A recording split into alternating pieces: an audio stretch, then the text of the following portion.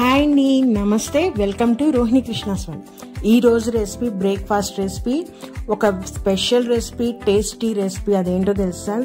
గుంత పొంగనాలండి. అది కూడా ఎగ్తో తయారు చేసినవి. ఎగ్ గుంత పొంగనాలు చాలా టేస్టీగా ఉంటాయి, చాలా సాఫ్ట్గా, లోపల కూడా పర్ఫెక్ట్గా ఉడుకుతాయండి.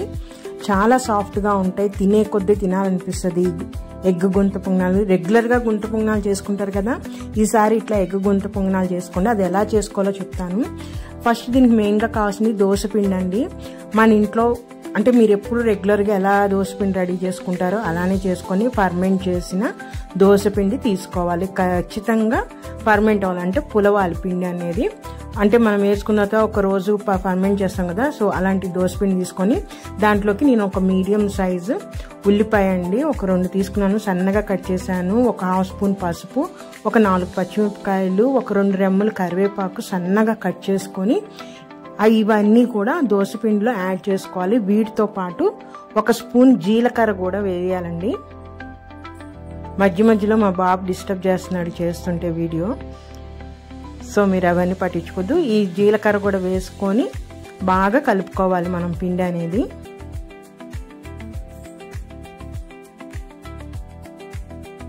సరే, ఈ విధంగా అన్నీ మిక్స్ అయ్యేటట్టు బాగా కలిపేసేసుకోవాలండి.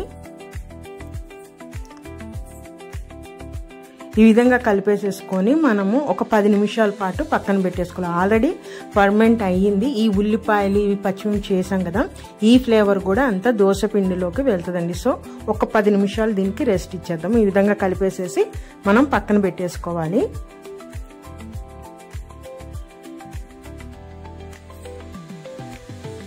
కన్సిస్టెన్సీ చూడండి, గరిటె జారుడుగా ఉండాలి.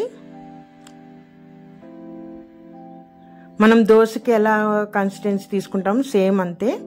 సో ఆ విధంగా చేసుకొని మనము ఇప్పుడు ఈ దోశ పిండిని మనం పక్కన పెట్టేసేసుకోవాలి. ఇంకా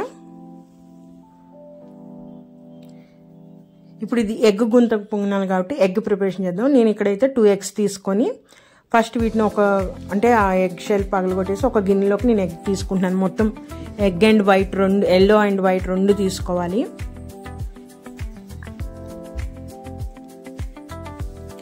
ఇప్పుడు దీంట్లోకి తగినంత సాల్ట్, అలానే కారం అండి.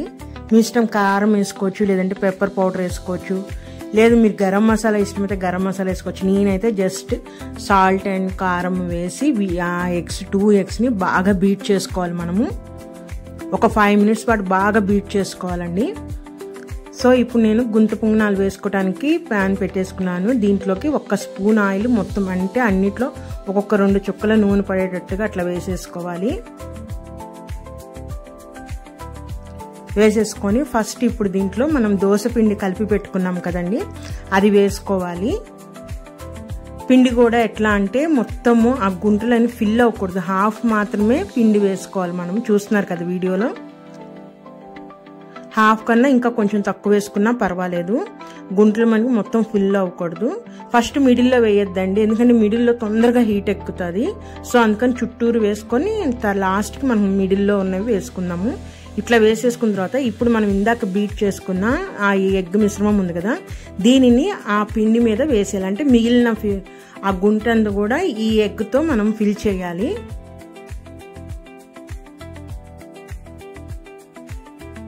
మీరు ఆ ఎగ్ మిశ్రమంలో ఉల్లిపాయలు కూడా మళ్ళీ ఇంకా ఎక్స్ట్రా కావాలంటే యాడ్ చేసుకోవచ్చు. నేను దోశలో ఆ పిండిలో ఉంది కాబట్టి నేను ఇంకా యాడ్ చేయలేదు. సో ఈ విధంగా ఆ గుంటలన్నీ ఈ ఎగ్ మిశ్రమంతో ఫిల్ చేసేసేయాలి. ఇంకా చేసేసి ఇప్పుడు దీనిని మనము మీడియం ఫ్లేమ్లో పెట్టుకొని మూత పెట్టేసేసి అవన్నీ కరెక్ట్గా కాలే వరకు, అంటే ఒక 5 minutes వరకు మనం మీడియం ఫ్లేమ్లో, హై ఫ్లేమ్లో పెట్టకూడదు, తొందరగా కాలిపోతాయి. ఒక 5 నిమిషాల తర్వాత చూడండి, ఫస్ట్ మిడిల్లో తొందరగా వేడెక్కుతాయి అని చెప్పాను కదా, చూసారా? ఫస్ట్ మిడిల్లో కాలిపోయినాయి. వీటిని టర్న్ చేసుకుంటున్నాను.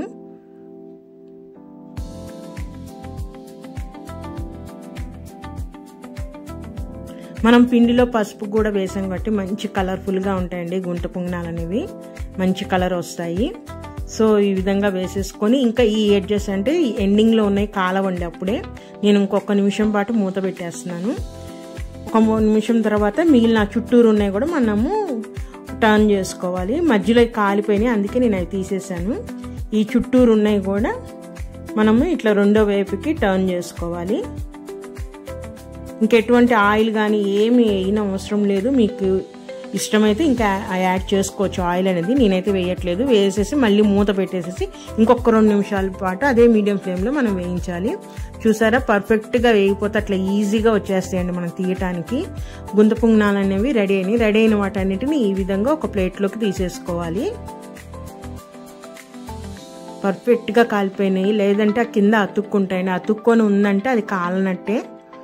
సో ఆ విధంగా తీసేసిన తర్వాత మళ్ళీ రెండో అంటే మనకి ఎన్ని కావాలో అన్ని ఇంక ఇదే ప్రాసెస్ అండి. ఫస్ట్ కొంచెం లైట్గా ఒక్కొక్క 2 చుక్కల ఆయిల్ వేసేసుకుంటే మనకి ఈజీగా అది టర్న్ అవుతుంది. వేసేసుకొని అట్టు పిండి వేసేసుకొని సగం ఆ మిగిలిన గ్యాప్ అంతా కూడా మనము ఎగ్ మిశ్రమంతో మనము ఫిల్ చేయటమే.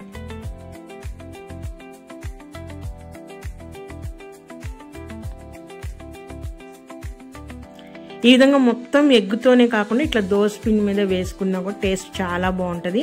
అంటే కొన్ని తక్కువ ఎగ్స్తోనే మనం ఇలా ప్రిపేర్ చేసుకోవచ్చు. మొత్తం ఎగ్స్తో చేయాలంటే చాలా ఎగ్స్ పడతాయి కదా.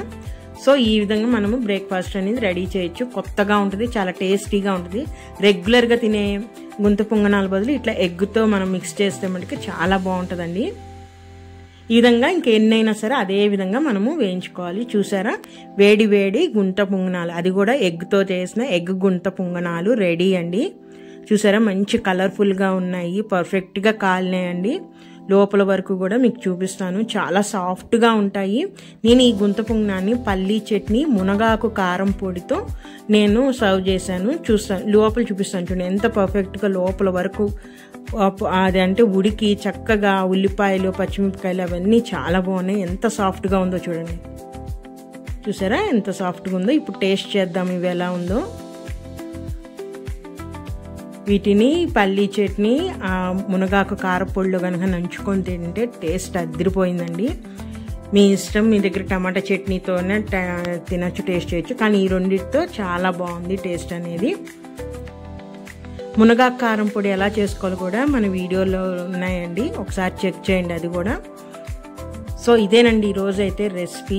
మీకు ఈ బ్రేక్ఫాస్ట్ రెసిపీ నచ్చింది అనుకుంటున్నాను. నచ్చితే కనుక ఒక లైక్ చేయండి, సబ్స్క్రైబ్ చేసుకోండి నా ఛానల్ని. మరొక మంచి రెసిపీతో మళ్ళీ కలుస్తాను. ఉంటానండి, బాయ్.